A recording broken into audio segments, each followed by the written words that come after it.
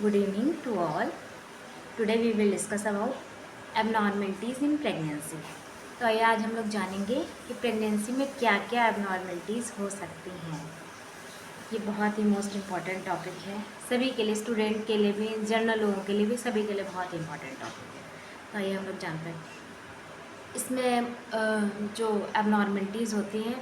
First of all abnormality vomiting से starting करते हैं। वॉमिटिंग को लोग बहुत इजी वे में ले जाते हैं, बहुत हल्का फुल्का लेते हैं कि नहीं प्रेगनेंसी में तो वॉमिटिंग नॉर्मल होता है।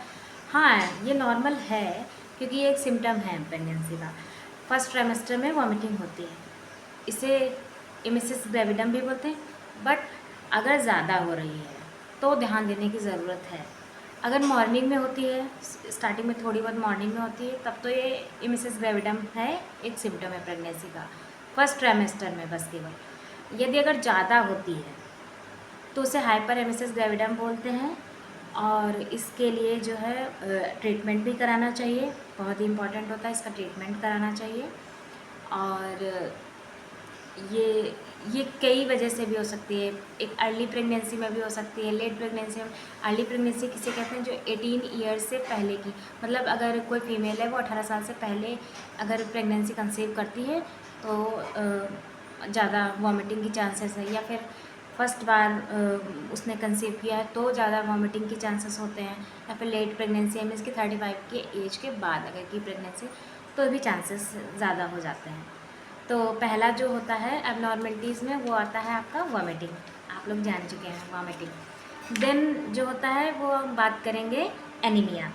एनीमिया जो होता है वो भी बहुत ही इम्पोर्टेंट है, इसको भी बहुत इजी वे में लिया जाता है। लेकिन एनीमिया भी बहुत ही ख़तरनाक बोल सकते हैं, बहुत ही ख़तरनाक टाइप की चीज़ है।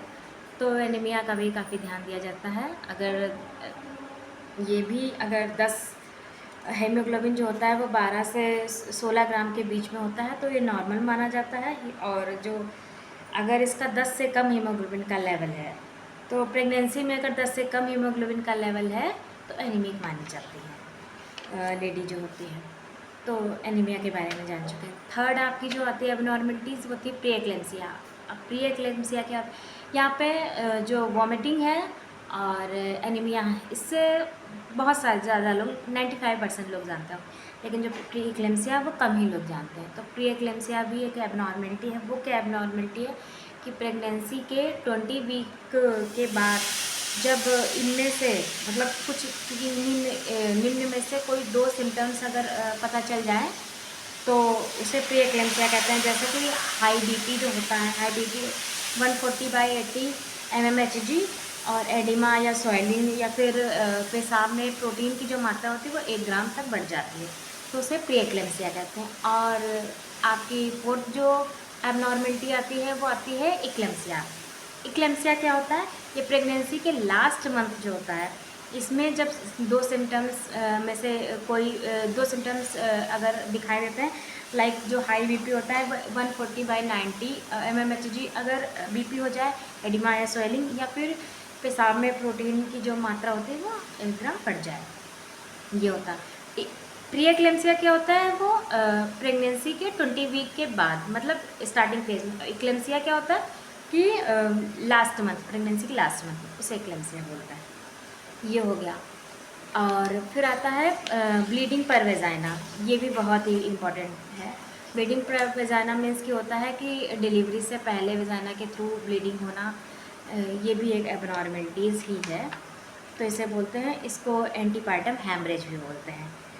और उसके बाद में आता है एक एबनॉर्मलिटी है प्रॉम। प्रॉम मतलब pre mature rupture of membrane, means कि डिलीवरी होने के 1 घंटे पहले ही जो प्रेगनेंसी की जो लेयर होती है वो फट जाती है, तो उसे प्रॉम बोलते हैं। ये भी एक एबनॉर्मलिटी है। तो आज हम लोगों ने 5 एबनॉर्मलिटीज़ के बारे में जाना। अब होमवर्क का क्वेश्चन ये है कि आप लोग हमें बताएंगे कि पोस्टपार्टम हैमरेज किसे कहते हैं। Thank you so much. Thank you for watching this video.